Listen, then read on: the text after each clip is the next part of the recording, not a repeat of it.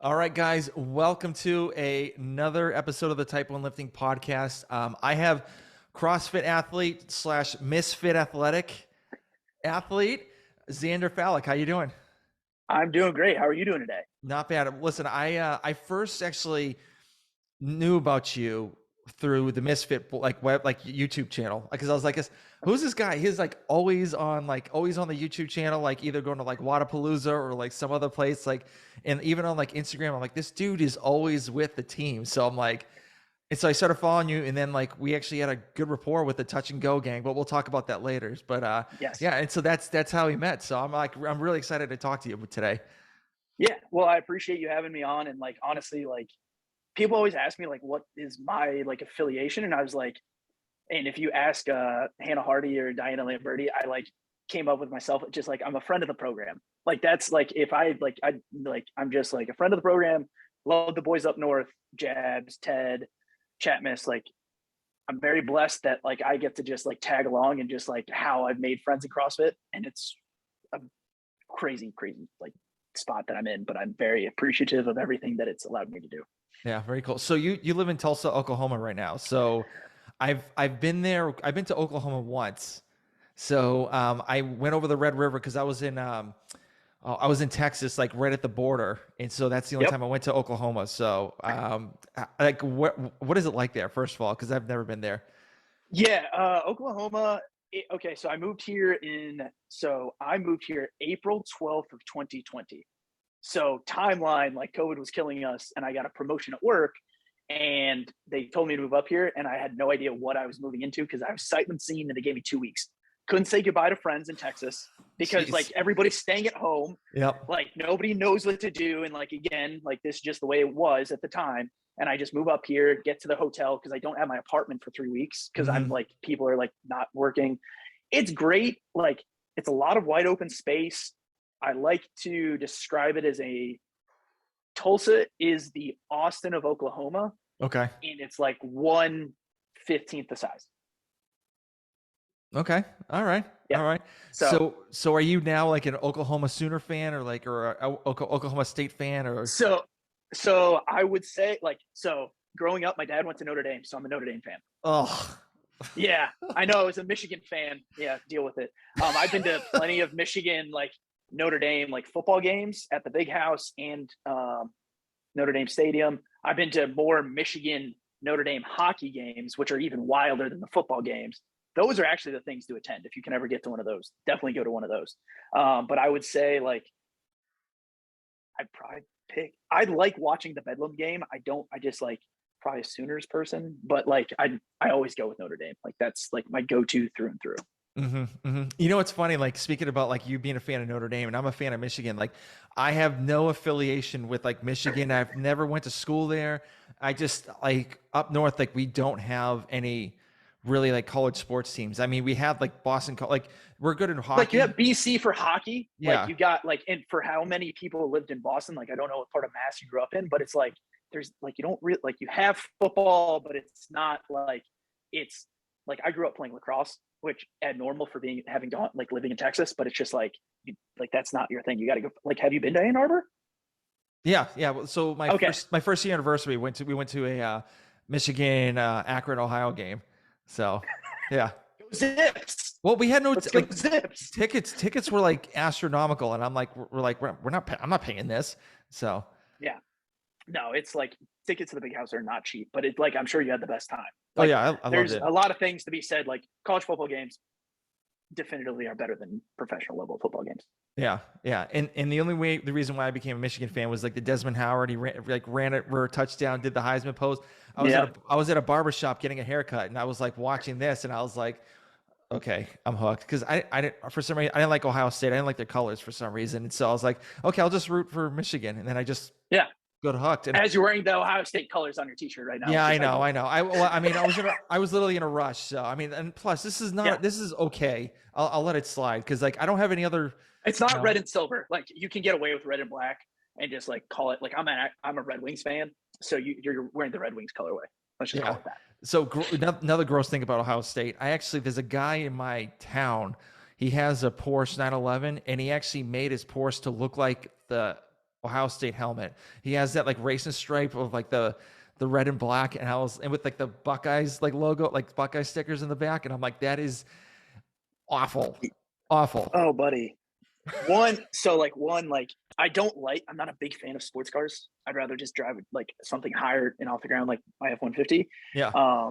It's just like that's just the way I am. But like I'm just imagining that. Like I'm sure that guy's super passionate and loves it. That to me is very gaudy. I like something that's a little like maybe matted, like a little bit more like blends in to the like. Do I want to get behind a Lamborghini? Yeah, like that'd be cool. But like I'm like I wouldn't. That's just Yeah, not a good look. It's awesome. It's awful. I looked at it. I see it like once every month, and it's just like I just want to like just rip the stickers off. I'm like, do you understand like how like how shitty that looks? Like it looks like gaudy, like you said. I can't do it. So, Yeah. but I know by talking to you before, you actually know a couple diabetics. So Yes. kind of what is your experience with diabetes? Seeing it through seeing it through your eyes, like your friends, like, you know, dealing with it. Yeah. So like I have friends that are type 2, like, but obviously with type 1 and just like kind of just more like children, like, or my friends who I met like as an adult, but like they grew up as kids and like their pancreas just doesn't work. And it was very different. Like I had a college roommate, like one of my best friends, Cameron, like in college, like it's when you're having a college experience and you want to go have a couple drinks, like you're screwed. And like it was pretty scary. We did end up having to call an ambulance one time. Like he wasn't taking care of it. And like that was probably the scariest experience. But like my other buddy Brendan, like he's a nurse, like doing great. You know, Snyder, like it's like he's great and like takes care of himself. But it's also like even being in a fitness base, like that's also still really tough. And like how you manage all those things and the spikes that you can go through and like the lows, and managing that like with trying to be in fitness. Yeah. So I have a listener question from Okay. somebody, another diabetic. So his question is, who is your favorite diabetic? Oh, okay. Who is my favorite? I'm trying to think of like who are like people with diabetes, but it's like I will probably say my friends because I can't think of anybody that actually has diabetes right now, like even a professional athlete or a celebrity. Like, and you probably can rattle off like 4 or 5 for me. And Yeah, I could do it. I pick could do a one of them, couple. but Yeah. yeah. Like Yeah. who are like some more like well-known people that have it? Like I can't think of it. So I think that the tight end, the star tight end for the Baltimore Ravens, Mark Andrews. Mark Andrews. Yeah. He's Okay. a type 1 diabetic. He went to Oklahoma. Okay. There is a field goal kicker from, I think he's in Kansas City now. I forget his name, but he's another diabetic that's pretty up there. Okay, I'm going with that guy because for the brand, if you know Pat McAfee, like that's my guy. Yeah. Okay. But again, it's just like you got to go like you got to like pick like people that operate at high level in professional sports, like Mark, super like people that like it doesn't matter if you like you have something that can hold you back and you're like screw it, no, I'm going through this. Like it sucks. You probably have to do like eat more, try to take some Gatorade, try to do something to offset like everything. But it's just like okay, like you like it's cool to see people operating high level with something, and it's like it doesn't matter. Like you got to get through it. Yeah. And like I know Mark Andrews, he actually tests his blood sugar every single quarter twice. God, that's got to be like frustrating, but it's like, hey, if you're playing at that high level, that's what you got to do because you only have such a like the smallest window to make all your money and be like, I need to be at a high elite level of doing this, and like there's that because arguably the kicker probably doesn't need to test it that frequently. I mean, even there's a long snapper that's a diabetic too, and it's just like maybe once a quarter, maybe. I mean, maybe. Yeah, so maybe like maybe it just does it at halftime and sees what happens. Yeah, depending on the game. So. All right. So the next listener question is, what is your go-to coffee? So yes, this is you're going to love this. So go-to coffee, if it's not a pour over in my ratio 8 machine that I have at home, I love cold brew. So so people at home don't see this. So I am a ginger. I have a lot of freckles, pale skin. I'm Irish. Fun fact. And so I always tell people I drink coffee like a soulless monster. So it's always black. I like a pour over. I like a shot of like I'm going to a good coffee shop, I will get a double espresso and a cold brew to go. Okay. And if you want to, like, the elite level people that know that Starbucks and Dunkin' are really just convenient caffeine in a cup and not quality coffee. Garbage. Yes. Even garbage. trash. Yes. And so you understood what I was saying. I just take a long way to get there. And so I always tell people, just get the venti cold brew, no ice. It's professional. They give you more coffee and you're much happier for it. And you're just trying to get the caffeine in you as fast as possible. Yeah. So little known fact, Dunkin' Donuts was originally made in Massachusetts. Yep. And so that was my go-to college. Like I started drinking coffee. Like I was I was a fat kid. Like I started drinking coffee with all the sweetener, the Baskin Robbins, like sweeteners, all the milk. And then I joke, like I did keto before keto was cool, like the summer between junior and senior year of college, where like you just don't eat carbs or butter or dairy. You're just like eating protein and just like trying to like limit, like I'm like just ate like grilled chicken salads with like balsamic vinaigrette, and you're just like hating life, but you're like, I got abs, I'm like cool now. And you don't know any better because you like try to go work out and you do like 400 meter run and you're like, why can't I sustain this? And like that's how I got into black coffee, and then learning like what are some of the best coffee shops in America by traveling so much. Very cool. Very cool. Now, the other listener question is, do you have to get your suits custom made because of your giant calves? That's such a good like question, because like, okay, so for the people at home, I do work in finance, and yes, I do have to get custom suits, and I don't get custom suits because of the calves. I get custom suits because my waist is so small relative to my quads. I can't fit into 32-inch waisted pants. If I was to get something off the rack, I would have to get 40-inch waisted pants and then get the seat, the waist, and the legs, like everything done. So it's actually cheaper just to get a custom made suit, which is frustrating. Yeah. I'm almost at the point. So I'm 6'6", and so it's like, it's really hard to like find. Like I wouldn't know you're 6'6" until like you say it, or like I heard it on the last podcast, and I was like, Jesus, he's tall. Yeah. Like you and DeLugos, like, okay, big guys in CrossFit, like it's practically non-existent.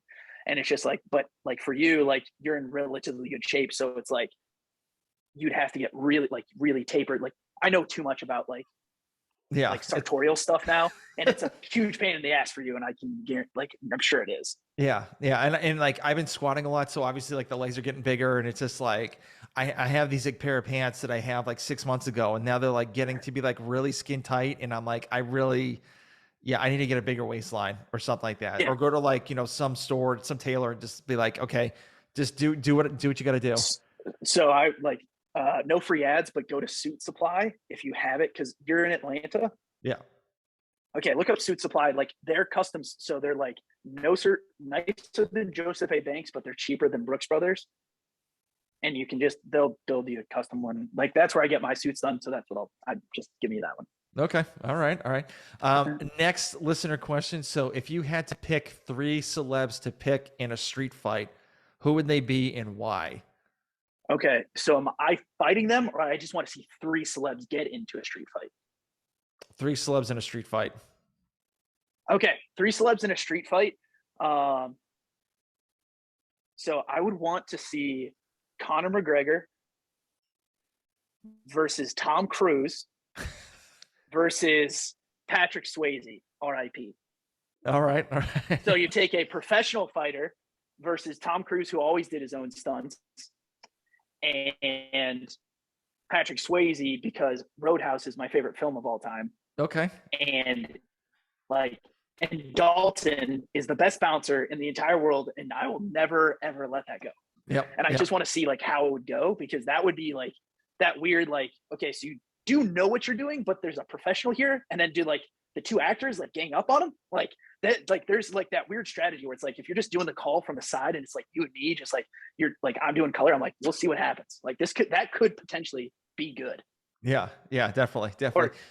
Yeah, I mean, I like that. I like that one a lot. I never actually, I wouldn't even think of those 3 together. So, and that's just what, like, this is how my brain works. Like, that's just where it went. I was like, what would be good? Like that, like these are good. Like these, like it would be cool to see. Like Tom Cruise has been in enough like quality, like Top Gun, all the Mission Impossibles, Days of Thunder, which is a great film. Patrick Swayze, phenomenal actor, was in Ghost, duh. Um, and then Conor McGregor, who just gets in bar fights outside of just the UFC all the time. So Yeah, yeah. So you said earlier that you play lacrosse. So a little backstory: I played lacrosse for like 22 years. yes, So I started playing in college, and I just played all the way through college, like starter. I was a long stick midi, so I was just like yep, running down all over the place, and like then after that, I was like playing in summer leagues, and like I almost tried up with a professional level, but I just yeah, was like, I just don't have the time, to be honest with you, like because it takes a lot, because like yeah. you got to travel everywhere, and those dudes like drive from You're like not making money, like you're no, not like no, anybody that's in the MLL, like depending on when you're looking, like it's hard. Like so, I played starting in fifth grade because my parents told me like I always had to play a fall and a spring sport, and I wanted to quit baseball because baseball I just didn't have like coaches that like I just didn't enjoy it.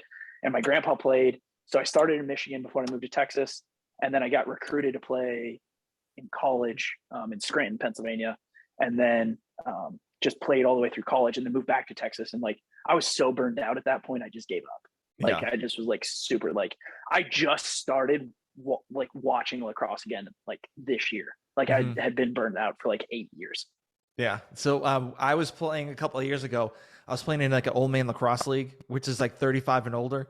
So Oh yeah, there were dudes that never played before, like their yeah, first year playing lacrosse, in which I'm like, hey, that's awesome. You're starting out. And so like, here's me trying to coach these guys and like yelling at them, like 2 hands, or like, just like, and and it got to the point. I'm like, the guys were like, hey man, like, I know you're really trying hard to like, help us out, but just remember, some of us only been playing for a year.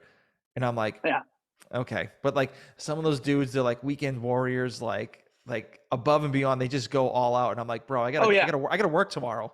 So yeah. Like I'm here to like just don't cross check me, please. Like it's like, or it's like, or but then you also get the people who are like, I'm just here to drink beer after and just like do one run. Like I'm just gonna yeah, sub me in. Like you got like this dichotomy of like that is the most like retired athlete like spectrum. It's like, no, I'm just here for the beers. pretty much. Yeah. So, do you have any ambitions to playing again at all, or? I wouldn't. So I did play in my high school alumni game in 2019 because I was just like able to be. I was down there, which was a lot of fun. But I don't like. I really don't like. Mhm. It's just hard to find places to play. Like I like have my like. No, I did donate all my equipment.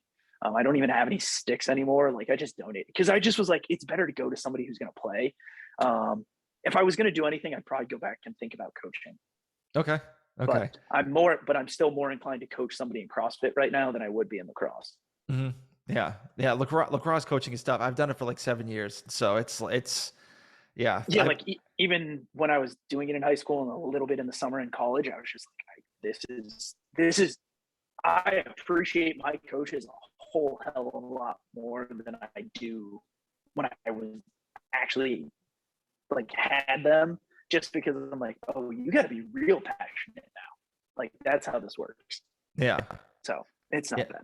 Yeah, well, I had a couple kids go D1, so, and it's like it's kind of fulfilling to kind of see them, you know, grow from like being like a sophomore to like a senior, then all of a sudden like going D1, and then it's like so cool like seeing them like actually go to the games and like watch them. So it's a feeling, but Yeah, it like it, it takes a lot though. yeah, it's a lot of time, and it's like it's cool because I still talk to like my one high school assistant coach and then my summer league coach uh, from like who did my travel like schedule because he coaches right now, and so like that's still cool to have those relationships and like look back and be like, I appreciate you for like putting in the time with me because I can't believe like you put up with my goofy like shit. Yeah.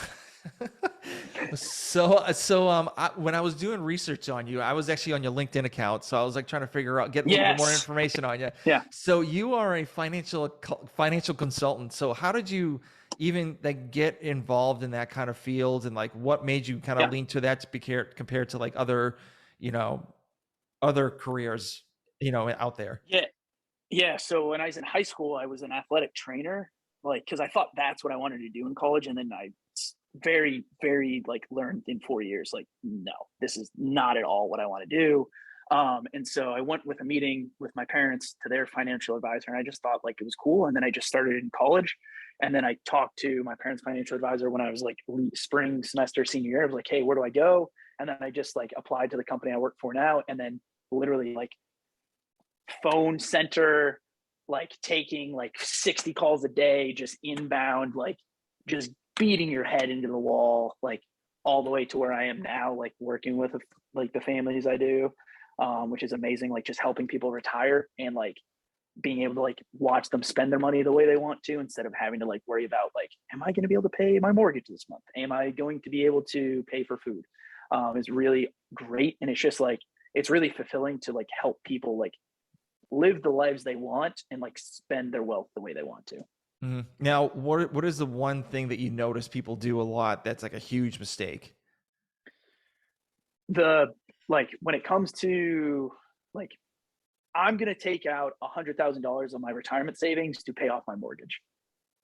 Like that's like the number one, like there's a lot of factors, and it's more because like taxes, and like you're not going to be able to make up the money you think because of the way you lived, because there's a lot of dollar cost averaging is the greatest thing to get you to retirement and is the biggest hurdle that you'll have to deal with in retirement because it will hurt you the most. Yep. Yep. And it's essentially you're just breaking people of 45 to 50 years of habits. And if you've done something that way, it's really, really hard. Mm-hmm. No, I hear you. So, all right, cool. Yeah. So, what are your goals for pretty much like being in the career? Are you like trying to go to like upper management? Like what's your So work right now, like it's working with the families I'm working with. Like it's like I don't really like have like, maybe one day I want to, that would be pretty cool. But it's just like right now it's like I gotta take care, like it's like imagine being best friends with like 120 to like 180 people, and you got to take care of not just those people but their wives, their kids, and like all that, and just making sure you can build that and make it sustainable and make sure like they're taken care of, because they are really leaning on you for it. It's not really the money or the dollars and cents. Like I joke, it's more financial therapy, because you really have to understand the emotional side and making sure like they're not going to do something to hurt themselves. Or it's like, because at the end of the day, like I can come up with the most efficient plan at the like as possible, but it may not be the most effective because I don't want you losing sleep at night. Mm-hmm. Okay. All right. Very cool. So, when did you hear about CrossFit for the first time? Because I know you're probably like high school, college, you're playing sports, and then like Yeah. you know after college, you're probably like I need to do something else. So, like, when Yep. did you find CrossFit? So I found CrossFit my sophomore year. My one of my teammates, Mike Squilante, took me to CrossFit Scranton. He was like, "Hey, I'm doing this now." Like I'd never heard of this, and I get in there, and I swear, I like distinctly like the like everybody remembers their first workout, like, but I swear I think it was just a bunch of deadlifting we were doing, where it was like you had to do 20 reps unbroken one, 15 unbroken one, 10 unbroken one, and then 5 was like the workout for the day. And it was like I just pulled something, I don't remember it, but like, and it sucked, and I was like, this is really hard and I shouldn't be working this, like it's like that, like I want to come back and do this again. Mm-hmm. But like one of the most effective workouts that I remember, and like, was we had to do 100 wall walks for time, and this is 2012, and every minute on the minute was 10 air squats, so it's like a 30-minute workout, like, which is an ungodly amount of like wall walks. And so I just remember that. And then we start playing lacrosse again for the spring, and I don't go back to CrossFit until fall of 2014, because I just was like, oh yeah, like gained weight, stopped running, like all like it just college. Like I was just being a D3 collegiate athlete. Sorry, we're not going pro. Just a fact. Yeah, yeah. I love the D3 athletes that are like playing football and they're like, yeah, like I play football here. This is a football school. I'm like, bro, it's like D3. It's not. You're not going anywhere. Sorry. Yeah. So No, and like it was very realistic. And so pick it back up. My first open was the 2015 Open, and that's when I got my first muscle up. Oh, nice. Very cool. Yeah. Yeah. So I remember that. And like the only real workout I did well on was not the chest bar overhead squat workout, was not the muscle up workout. It was like the rowing thruster workout was the one I did well on. Because I think it was the 27, 21, 15, 9, 15, 5. Yep. I remember that one. Yeah. That was it. I hurt real bad. And people were like, how did you do that? I was like, just in the tank. Like that, there's nothing about that workout that's it is physically hard, but that is more of a mental challenge. Yeah, I remember that one vividly. Like that was hard, very Yeah. very hard, and it was. I think I've been doing the CrossFit for I believe it's say like 10 years. Yeah. So That's yeah, just about me. If I count starting in 2012 and that long break, it's like 10 years. yeah, yeah. So yeah, it's really interesting like how from 2012 to now like how everything's changed. Oh, it's absolute like, and the funny part is, I was like, where was I at the Bill Rut games this weekend when we were talking? It's like, it's still, or was I watch? I think I was watching the kettlebells and cocktails last week. Like, it's still in an infancy. Like, it still is. Like, we're still in a very infant type sport, and it's cool to see it still growing and changing. Yeah. So all of all, like obviously you're part of the Misfit team now. So like how did Misfit come along? So funny enough, so I'm 2014. Andrew Maley, who's coaching at CrossFit Scranton, starts having me do like workouts. I'm like, oh yeah, this is fun. I'm enjoying training. Like I'm trying to do more, which is again like the most like, don't do more, just do better at doing less. Like looking back, first caveat. But it was like he was just having me do bitch work. He literally just had me do bitch work, and I had no idea what it was. I just knew we were doing Misfit. So he's like having me do 10 rounds of rowing 500 meters and 50 double unders, and let alone I can't string along 15. Not that I have to do 500 in this workout and just getting Hmm. my like crap pushed in for like, and like that's essentially how I found it. And then I like graduate, like break up with a girlfriend and start doing the blog, and I start working nights 2 to 11 p.m. So I can literally just like wake up at 7 in the morning and then go train 4 or 5 hours and still have an hour to get to work. So like I just start doing the blog, and then I go to a CrossFit camp at CrossFit Edo in Houston and like meet everybody, don't know a soul. This is the first time I've driven like 5 hours by myself, and Hmm. like just go do it, go to a camp and like meet everybody, like Drew, Sherb, Dex, and Gabe's there, who's now my coach. And I'm like serious about trying to like go to regionals, like I wanted to. And like Gabe's in charge of coaching. He's like, oh yeah, just go fill this out and all this stuff. And like, so I fill it out Saturday night. I mentioned it to him. He's like, oh, cool. Yeah, I'll get back to you. He emails me Sunday night, and I just have to like, you have to like, at this point, you have to pay for a year up front. And I had like enough savings and like was able to do it. And I just paid it. And he was like, nobody's ever turned around this fast. And we just started in December of 2016 is when I started doing remote coaching with them.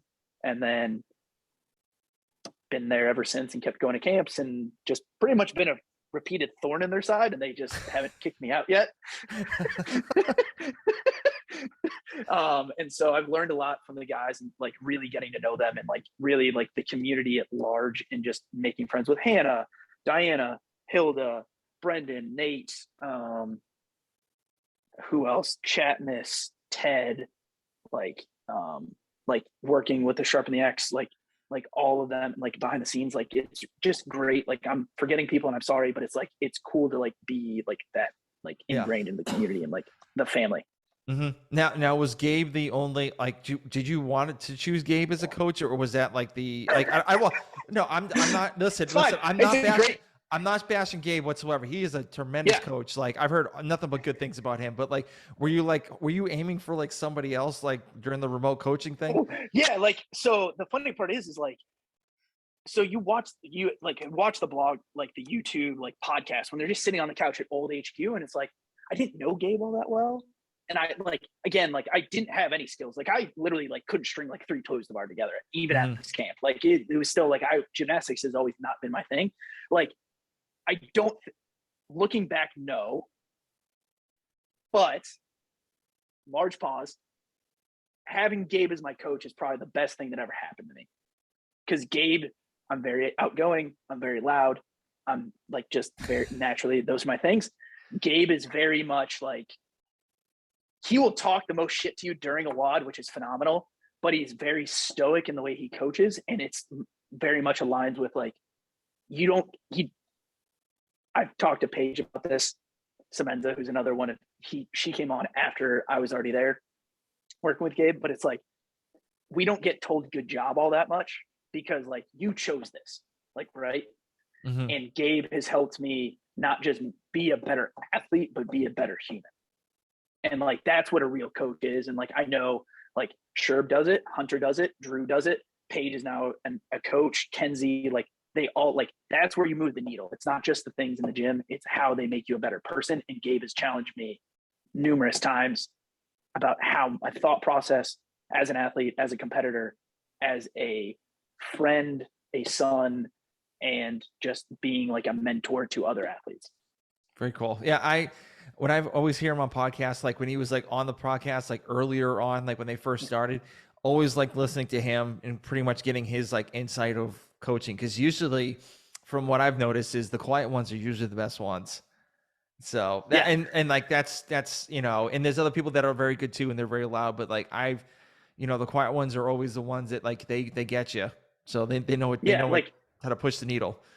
and it's like the little things they tell you, like Gabe, they like, even I think like Gabe is the absolute best for me, because it's like, it's very like, okay, how are you doing? Like, what do you need? Like, even trying to like, again, like I have like a full-time career, which a lot of people don't know because I don't really broadcast it all that much because Mm-hmm. again, even my industry, I'm not supposed to, just because there's rules and regulations for it. But it's like, he helps me try to find that ground. And like, when I wanted to take a step back from CrossFit to focus on my career, he was still super supportive in helping me get ready for, hey, I don't think I really want to do this. I want to do a triathlon. He's like, cool. Like, you want to do the triathlon with me? Like, Gabe and I did my first triathlon together. Oh, He helped cool. me get ready for my first marathon. Like, and this is like, and then didn't like do remote coaching again for 18 months. And then I was like, here's Hyrox. I want to start doing this. I need my coach back. Like, I'm not good at programming. He's like, yeah, let's go. Like, here we go. Like, it came back like last year about this time. I just saw the memory pop up, and like, me just being like John Cusack holding up like the speaker and just like posting that, because that's just how my mind works. Yep. And like, it was like, that's what I needed. I needed to like go back to, because he's more than a coach to me. He's one of like my brothers and friend. Like, I look at him like that, and I know I can always get the like great advice from him. Very cool. Now, I do want to talk about Hyrox a little bit later. So, Yeah. at the first training camp that you went to down in Texas, like, was that a complete eye opener? Like watching all those dudes like throw Yeah, weights because around it's and like, move. yeah, it's like Jordan Cook. Was Dex squatting at that point? Or no, Dex was coaching. I don't think he stepped in, but like, I was ish strong. Not really. Like, I like Jordan Cook is still like stupid strong. Like, I like, it was an eye opener to see what other like what actual fitness was, because I was training by myself and like I Mm-hmm. didn't have training partners, and like it was a huge eye opener. And I was like, I'm really shitty. Like, I don't move well. My toes to bar trash. I can't do chest to bar. I can barely do like a bunch of muscle ups. Like, there's so much to do, but like I could run. Like, that was my thing. Like, I like the weakness warm up one day was like run a mile, and I beat everybody. Like, I beat like, and like Travis, everybody. And they were like, I came in and like I heard this like years later, and I think it was like last summer. They're like, who the fuck is this big guy who can run? Like, no, like this kid shouldn't be able to run, but he does. Like, that was my thing. Like, that's all. It was aerobic background is what I had. Mm-hmm. Very cool. So obviously you've been to other, you know, training camps and like other events, and like how my thing is like you're pretty much anywhere Misfit goes is like pretty much where you're going. So Yeah. first of all, how do you get the time to do it? And then like how did you kind of like, you know, kind of dip your toes and say, hey guys, like, you know, mind if I tag along, or like, hey, you know, can I help out? You know, how did that come around? Yeah. So like, one, like, work is remote. Like, getting to the job I had now when I took the promotion, like it was mostly remote. So like the past couple of years, I was very not trying to like, I chose to put myself at risk, however you want to put it. Like, I was just going to travel and I was going to go do things. I was going to go to North Carolina, meet Hunter McIntyre and train and work out with him, like, and go see Chandler Smith and like go meet up with Dex when he moved to Mississippi and go train. Like, I was going to go put myself in situations, go to different like training camps and see how people move and Mm-hmm. learn. But really, me like starting to help more was like, I always knew the guys, loved the guys. Go to Granite Games last year, and Dex Hopkins is working media at the time. He was like, I'm retired from fitness. He's not anymore. Congrats on semis. I love you, bro. And he needed me to bring him a $1,200 camera lens that I had to pay for that he was going to pay me back for. Then he told me, take it back and return it. And Chandler Smith, who's also a great friend of mine, didn't bring his Yeti cooler to Granite games. And it was hotter than Texas and Oklahoma that weekend. So he asked me to bring him a cooler. So Dex was like, oh, just stay in my room, bring me the stuff, like just fire yourself up. Caroline and Austin are there trying to qualify. And I'm there. I know the guys. They're like, oh yeah, here you go.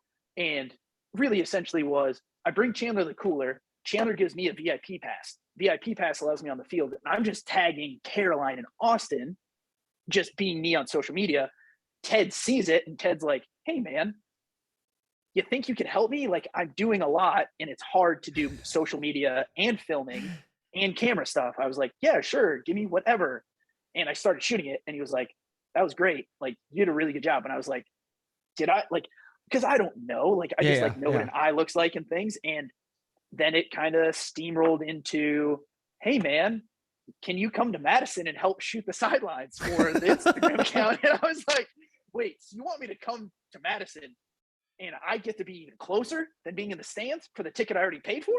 And I was like, hands down, went, because Hannah qualified and I was already going to be there. Like, I just was putting myself in situations, and just Dex tells me it the best. I put out a lot of positive in the world, and I always ask, like, how do I get here? And he's like, the energy you put out is what you're getting back. Mm-hmm. And I don't like need to get paid. Like, I would do that for them hands down. And of like, as much as they ever ask me, like, I love them to death and they are family to me. Like, everyone in our Misfit community, like, somebody comes at you in your DMs or your comment section, tag me, I will come save you. And I will absolutely bury them to the ground. Like, I would, like, I will, like, there's like, pick your hills to die on, and I will stand on the edge. Like, we have the best community, best people in the CrossFit space, period. End of story. Mm-hmm.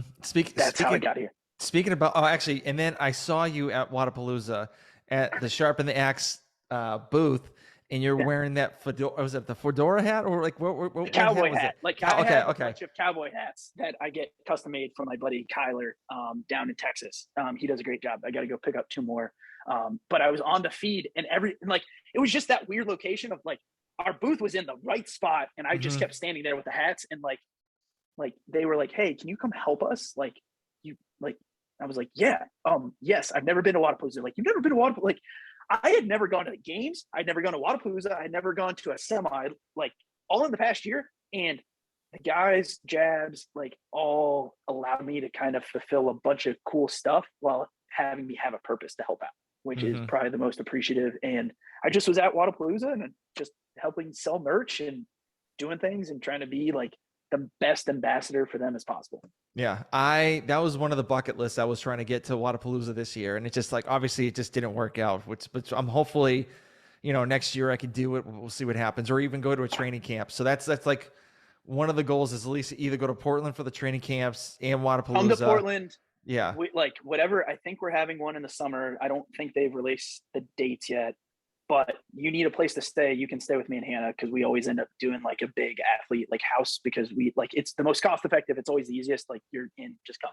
Yeah, and my parents' house is like an hour and a half, and it's like 15 minutes away from them too. So okay, worst case scenario. So yeah.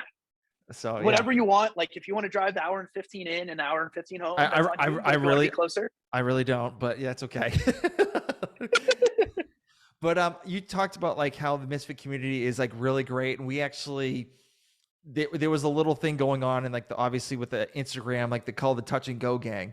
So I loved it, and I was like, I gotta get in on this, and I asked Hannah, and I'm like, how do I get in the Touch and Go Gang? And they're like, just tag like everybody that's doing it. And that's like, I was putting it on my stories and like my posts and stuff like that. And I loved how like everyone got together and like was like cheering each other on and stuff like that. And then, so how did you start that whole movement thing? Oh God. Okay. I will say this. Half the stuff I do on Instagram is like Dex Hopkins copied. Like, Dex was always like talking about, it's like Touch and Go doesn't start, like, you can't pause at the hip. Like, that's not touch and go. That's regripping. That's not a thing. So I think it's more of inspired by him and a branch off. And Touch and Go Gang I was just being like, very self-aware and I like to poke fun of myself. And I was like, I'm going to go touch and go 295 and then go run a sub 6-minute mile, which isn't that fast. But I was like, people need to know, like, you can be strong and you can be aerobic and you can be fast. Mm-hmm. And that's kind of how it started. It was like the last set of, like, we had to do clean waves. And then the last set was a descending. And then background is like, everybody starts doing it. And I talked to Drew. Drew is like it. So Drew Crandall, one of the owners, is like so abhorrent on the entire idea. He's like, people need to move better. People move better when they do touch and go, but I need them to do singles well. And Drew hates it. And nobody knows this, which is the best part of like the whole thing. And like everybody keeps doing it. And that's why, like, you saw the post because I tagged everybody. It's like, we're putting a hold on touch and go for now, because everybody's got to move well. If you want to do it, do it. Yeah. Tag me in it. I will repost it. But for now, for most of us, we're in the season of moving well and moving, like, you move with intensity and you got to move intently. You got to move well. And I'm notorious for, like, I've been the guy who doesn't move well, and I'm starting to really try to hammer, like, going the basics and doing that stuff. When it comes to the CrossFit stuff, like split jerks, muscle ups, like trying to get rid of the chicken wing and trying to, like, moving the best to set myself up for success for next year.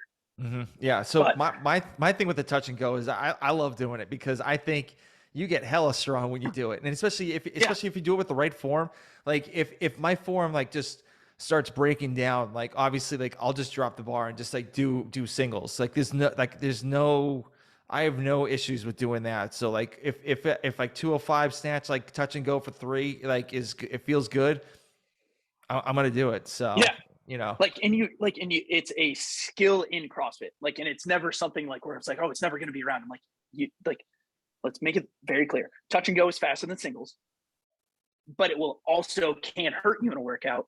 But, like, I did 225 power snatches for a set of 5, like, in 2017 or the summer of 18. And I was just like, this is stupid. Like, people were like, why are you doing that? Like, because I can. But I was like, that's just how my mind works. And it's cool. Like, it's fun to do, but it's like, and, like, it's coming back, but it's nice to, like, you got to have those things in your back pocket as an athlete to, like, just whip out, because if you don't even try it, you don't have it, and another athlete will. Like, you got to have little things that you can break out if you're competing, because as a competitor, you have to be able to, like, you got to dance with the devil in the pale moonlight, as the Joker says. Yeah. So what are your numbers? For which ones? So, like clean snatch, so back clean squat, and deadlift? jerk, clean and jerks 345, back squat, my 1, 2, 3, 4, and 5 rep max are all 425. I'm just like, I'm a person that's better at reps than I've ever been at singles. My squat snatch and my power snatch are both 255, okay, which says more about my squat snatch. And my deadlift, I think, is 507. Like, I've just never been a great deadlifter. I push press 315 though, and I broke a barbell. Like, that's like my cool number that I can do. Like, I like shouldered overhead.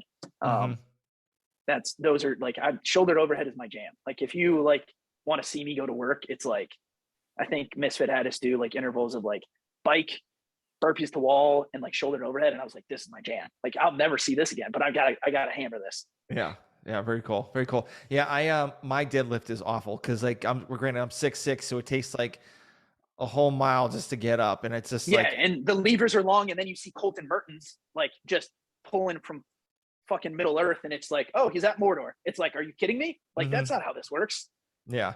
Yeah. So I feel for, like, Matt DeLugos and, like, Fakowski and all those guys. And like Royce Dunn. Like, I always root for those guys because, I got to root for the taller guys. Yeah. You have to, like, you want to see the tall guys do well. And it's funny because it's like, I met Brent in the airport flying home from Wadapalooza, and he's, like, regular sized, but on the CrossFit field, he looks like it's Larry Bird. And then, like, the Washington Generals from, like, who played the Harlem Globetrotters, for people that don't get that reference. But it's just like, what? Like, I didn't know this. Like, he's like my size, like, which I'm tall, like, I'm 5'11", but it's like, he's not, like, I have a picture of me next to Frazier and I'm like, oh, bud. It's a hilarious photo because I didn't realize how small he was. Yeah. Yeah. So, ending on the Misfit stuff. So what are some of the memories, like, great memories that you've had so far as like going to Misfit camps or like doing Yeah. anything Misfit? So my best are like the best memories are from camp. Like it's wholeheartedly camp, like just staying in a house where it's like me, Brendan Blankarn, Leanne, Hannah, Hilda, and Matt Omachensky, summer of 17.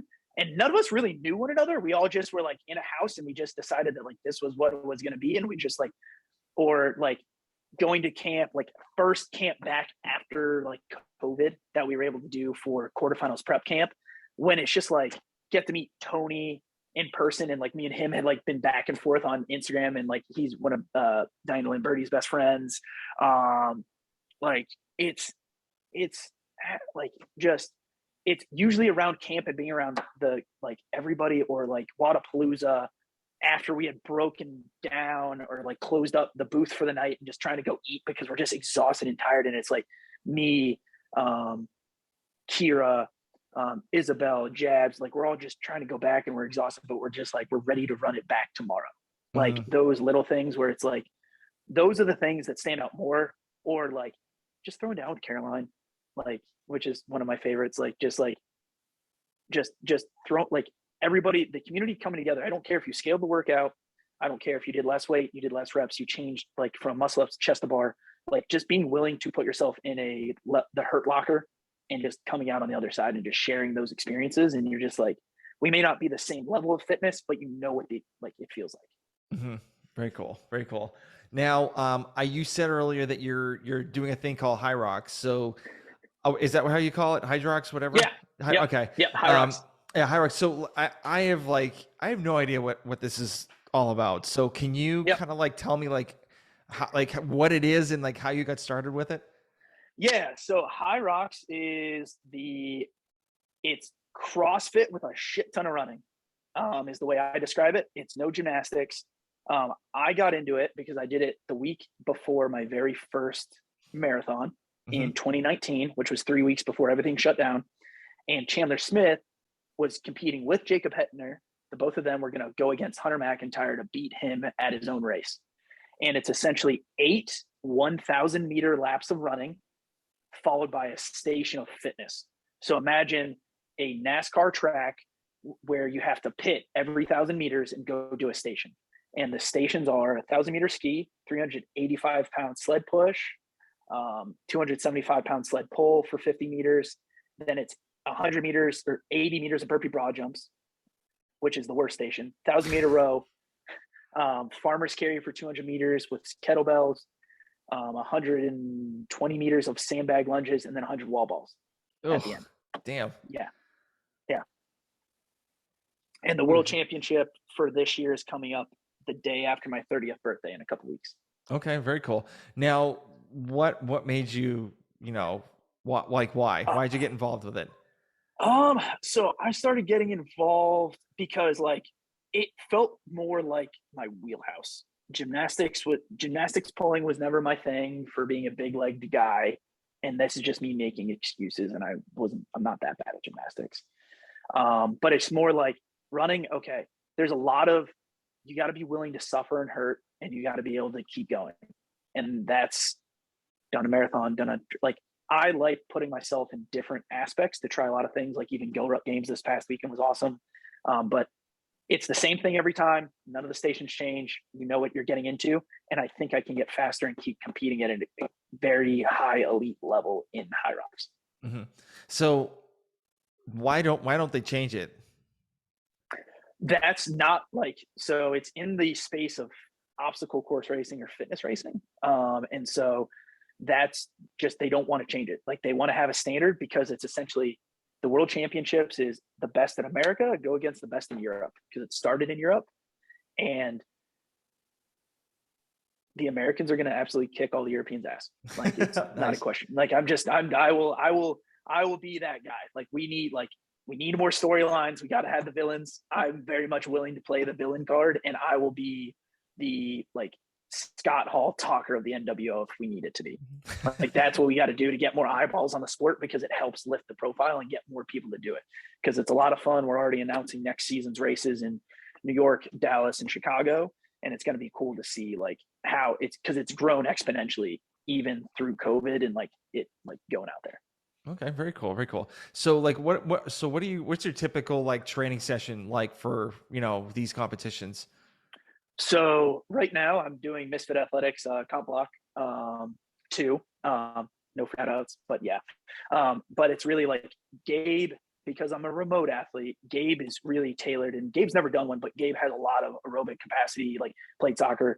He's a great coach and like really like talks like what do you think?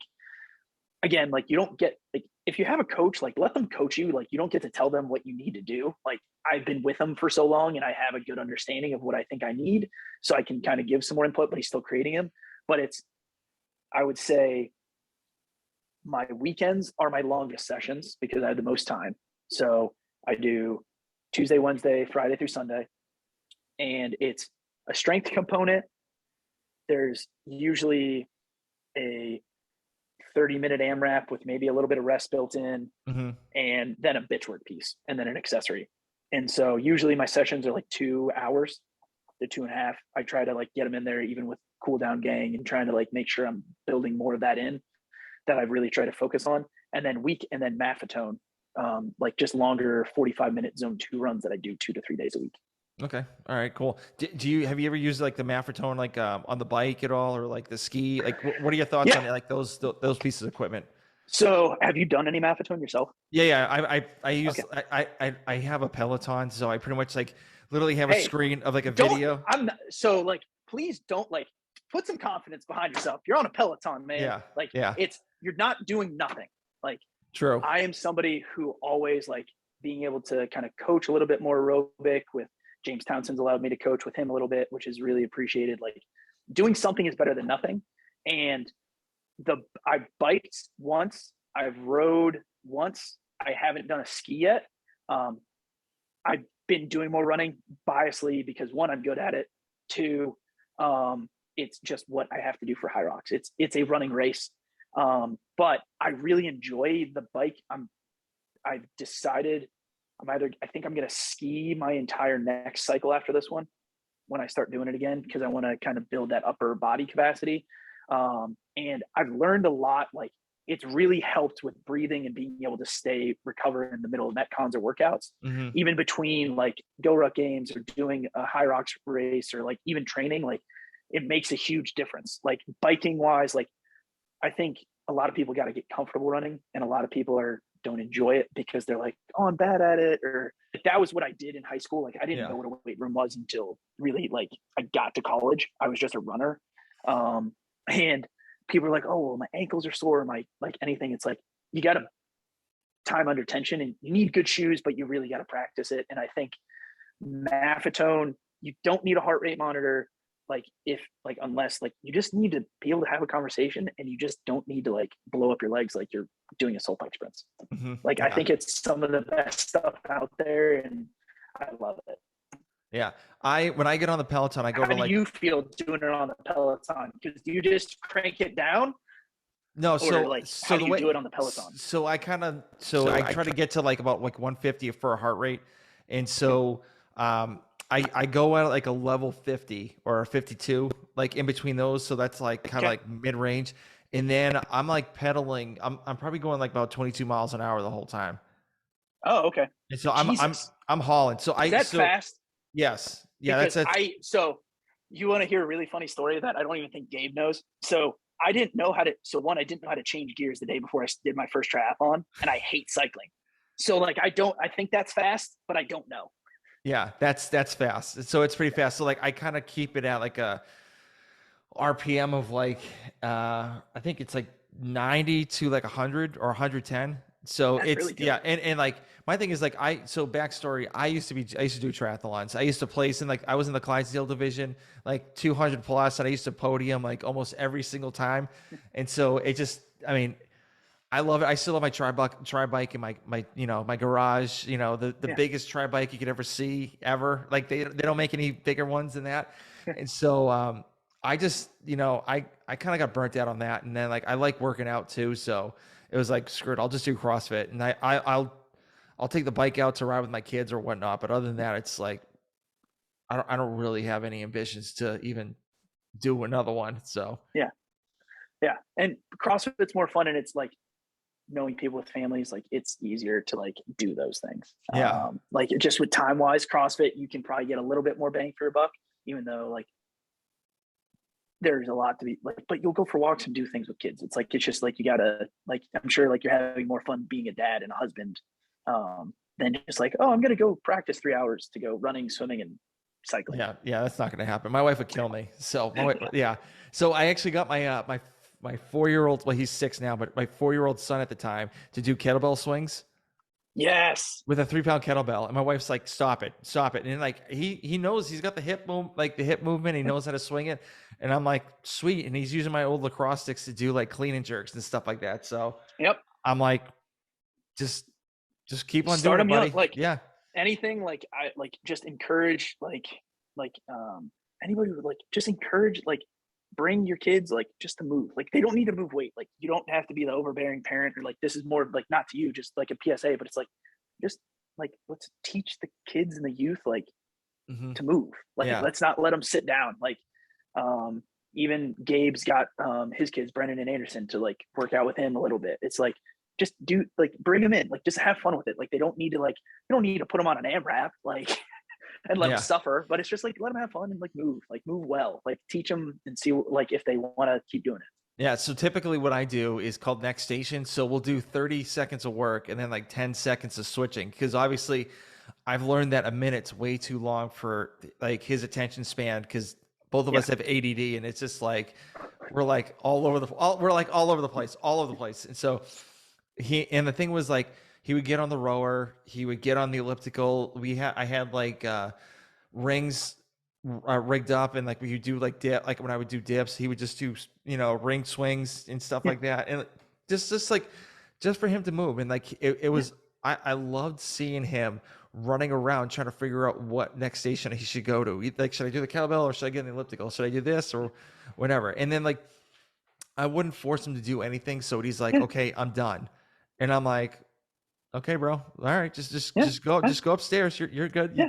You're good. Like, high five. You did great. So yeah, like that's like the best part. Cause I feel like a lot of people dread working out. It's like, we got like, I don't care. Like, you don't have to do CrossFit and like anything like, and this is something really like more as like a personal thing that I learned when I stopped trying to compete in like 2018, even though I'm getting that competitive itch again, which always comes back. You don't like, it doesn't leave you. No, I'm 42 and it never goes away. Never. No. Like if you're an athlete, you want to be a competitor.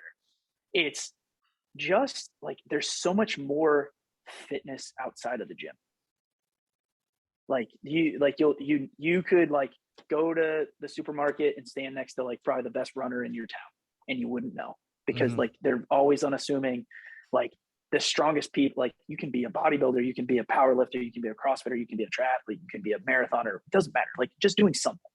Like are you and I probably gonna be biased that like you should probably be able to back squat your body weight and deadlift it and probably like do some cleans and maybe some burpees and some pull-ups? Yeah, but like it's not for everybody. Like it's just encouraging people to move, like just doing it that way. And I think just training for life. You don't have to train to be a competitor.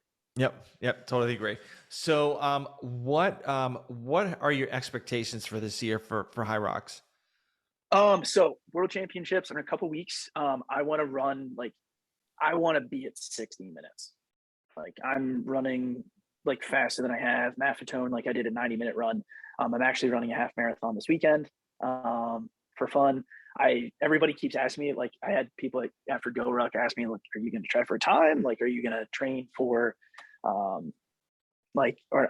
think I'm just going to do a zone 2 Maffetone and just put on my suffer stuff and go Nice. and just like smile in the dirt. Like, I just think my body after everything this past weekend at Go Ruck Games, like it's probably better if I do a zone 2, even if I know I'm going to be wanting to like push like a 135 if I can, but I don't think that's smart. Okay. All right. So we're getting close to the end. So obviously you kind of talked about your goals for Hyrox and stuff like that. Do you have any other goals, like, personal wise? Yeah. I want to win a Hyrox race next season. Like I need to win like one of the preemptive, like before the North American Championships. I want to show up to a race in a city and just win it. Like I'm not like I'm kind of Go Ruck Games kind of like frustrated me a little bit. I think it's just more personal. It's like, I'm better than this. Like, I know I'm better than this. Like, and it was a very well-rounded test. I don't know if you like saw it or heard about it outside of just me like posting about it like very like infrequently because they like fucked us up. Like it was pretty great. It was very well run, but it was just like that. And I really like, I was gonna try. I want to do like find a what like maybe do Wadapalooza team of three. Like maybe try to push a team of three. I don't think Indy's not my thing. Like if I'm gonna do anything, it'd have to be a team. Mm. But those are probably like my two things right now. It's more Hyrox focused for sure. But trying to see like maybe team of three and like some Wadapalooza, or maybe do a team if I can find something for TFX, because I think those are probably the two bigger like out of season comps. Okay. All right. Cool. What is your favorite book? Ooh. So this one surprises people. So can I give like the standard one and then my surprise? Yes. Okay. So I just finished The Obstacle is the Way by Ryan Holiday, Mm-hmm. which is like everybody's like go-to. Like it was just very eye-opening and just a good reminder. But the book I recommend people to most, that I've actually given as a gift to the most people, is Mike Tyson's Autobiography. Wow. Okay. Yeah, and it's usually a shocker, and like that's kind of the reaction. The baddest man on the planet it's probably the most authentic autobiography that doesn't try to pull the punches, and he's been through a lot. Mm-hmm. Not trying to apologize or excuse anything he's done. I think there was a lot of things done to him, and like just like in certain things, but it's probably one of the most introspective to learn about how smart a person can be that's not book smart. Just because he like doesn't have that much of an education doesn't mean that man is a fool. He knows more about fighting and the history of fighting and wars and like just ancient history than most people will ever know. And the way he would talk himself up, customato, like got him ready to like really just kind of hypnotize him, but also like that positive self-talk that we always talk about is some of the best stuff you can ever pull from. And how he really tried to get himself away from drugs and turn himself into a better character human after everything he went through is probably one of the better stories, and why I recommend that to most people. Okay. Very cool. All right. Next question is, what is in your gym bag? Ooh, so let's funny enough is nobody can see this at home, but here's the gym bag. So there's like 17 sweatbands that you can see there hanging off a rope. It's all the Sharpen the Axe ones. I only have two. So I just like I have all of them for me and 16 of my closest friends whenever we're all doing bar muscle ups, jokingly. So it's still got all my stuff from Go Ruck Games. So I got a little bit. I got a bunch of proper fuel, my Airwave, my heart rate monitor, proper. So I said proper. I got Hydro from Builder Hydro, which is Hunter McIntyre's like supplement for like salt and everything, and then just like knee sleeves and like thumb tape and wraps. So that's all that's in there right now, because I haven't cleaned it out since I got home last night at 12:30. It was Very like cool. it was a long day coming back. Atlanta is easily the worst airport, but that's just me. Yeah, it's bad. Yeah, it doesn't matter. It's like if you fly into C and you got to connect to A, and it's like you have 20 minutes to get there. It's like I'm gonna PR my mile. Funny story you talk about that. So my whole family decided to go to, I think it was Florida, or we went to Orlando or something like that. I forget where it was. So like my son is 6 at the time, and he is carrying a bag with my wife's like blow dryer and like his iPad, his like teddy bear and like all that stuff. And so he's like all taking his shoe off. He's just like yelling, and I'm like, all right, let's go. So we get to the like the ticket thing, and my son all of a sudden says, "Where's my bag?"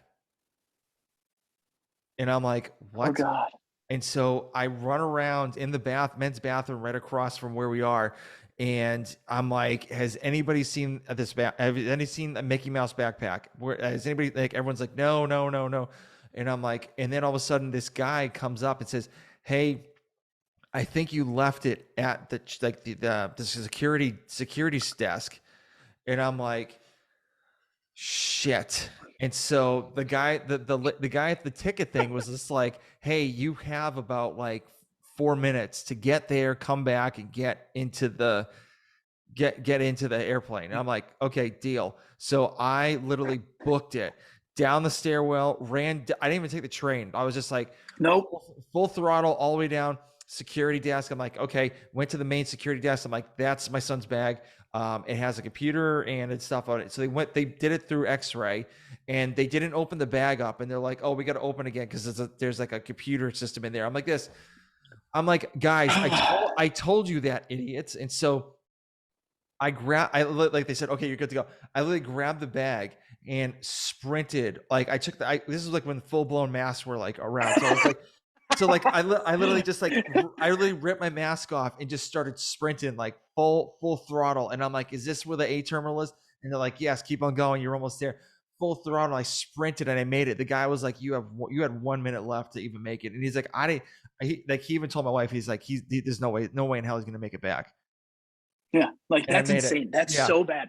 Congrats to you, and that's why you do CrossFit, because now you're fit for it. Oh, Dad, I was dying. Like I was like sucking wind so bad. I was like I'm sure you were sweating in those like seats so bad too. Oh, you're like, gross. Yeah, like I was like just started to sweat and just like breathing heavy. And the guy's like, okay, you can like literally take a breather before you get into the airplane. And I'm like, all right, thank you, appreciate it. So, but yeah, like, oh, thank you. Can I get my free water, please, that I can drink on this plane, but then put my mask on? Okay, cool. Yeah, like it was, and those terminals are not like close to each other whatsoever. No, in Atlanta, not at all. Like they can just get a bunch of flights, not bash. Like it's just very inefficient. That's all we're saying. Mm-hmm. It's just not a very convenient airport to get around. Yep. Okay. Yeah, and I could go an hour about that airport. So, yeah, same. Yeah. So they lost my bag one time, but oh geez. Okay. What else? Yeah. Okay. So next question is, okay, this is let's just imagine it's your last day on Earth. Okay. And so what do you want people to know you as? Good question. Okay. So this has to be your ending question, because I swear you ask it. I think you've asked it to just. I ask it to everybody. Okay. So I never want to be known for anything I've done athletically. I've always wanted to leave the impressions on how I've interacted with folks, and just trying to make sure like I'm going to be very straightforward, probably a little too blunt sometimes, but I want you to have a positive experience and learn from it, like more than what like anything I could have done athletically. It's never about like the on the field stuff, even when I was playing sports. It's more of like, how are you off and talking and interacting with folks? Like I feel like that's what really, at the end of the day, it's not the things you did or the things you accumulate, it's the experiences, and those are the things that you want people to remember you as. Very cool. Love that one. Okay, so the last question is, where can people contact you if they have any questions? So the easiest way to get a hold of me is my Instagram handle, which people still to this day is hilarious because they don't understand why it's ARFBARK. But it's AWRFBARK. It's my 4 initials. And then when a dog barks, it sounds like ARF. So then that's why I created my Instagram handle back like the way it is. That's really the easiest way. I don't have TikTok. I would never have a TikTok. I don't do Snapchat or any of that stuff. It's just hit me up on Instagram, tag me in something. If you want to join the Peoples of Hef Trot Society or Sunday Miles Touch and Go Gang, there's a lot of Cool Down Crew. Like there's a lot of those things out there. Like feel free to join us. Like I just want like my little corner of the internet. I'm going to be the most positive and like refreshing and honest person that I can be for everyone. And that's the easiest way to get a hold of me. Awesome. Well, first of all, I want to thank you for actually letting me kind of reschedule the podcast. Cause like my whole house just like went to shambles. As soon as you would like text me, I was like, dude, it's totally okay. Like, is your house okay? Like, please do not like feel bad on anything, because honestly, you did give me a little bit of a break because I hadn't packed it all for like the competition over the past weekend. And I was like, cool. So I have a little more time to like remember what I needed. And honestly, it's like, I think I was able to give you better answers after doing the competition than pre. And so like, do not worry. I'm just glad your house is okay now. Yeah. So to the listeners, I had a huge water leak at my house, and it was It was a nightmare. Like I'm so pissed. Anyway, but we'll go over that. So, but listen, I listen. Thank you very much for being on my show. You know, it was awesome, like understanding and like learning more about you and like, you know, how you got involved with Misfit. Cause like I always wanted to know like how you got involved with them and stuff. So I really do appreciate it. And thank you for everything. Hey, I appreciate you having me on. If you ever need anything, or if you need me back on the show for like some reason to talk about anything else that I happen to attend that we just need a different person's opinion on, feel free to hit me up. I'm always happy to, and we'll just keep raining down with the Touch and Go gang and see how these Maffetone and Sunday Miles go. Awesome. Thank you. You're welcome, man.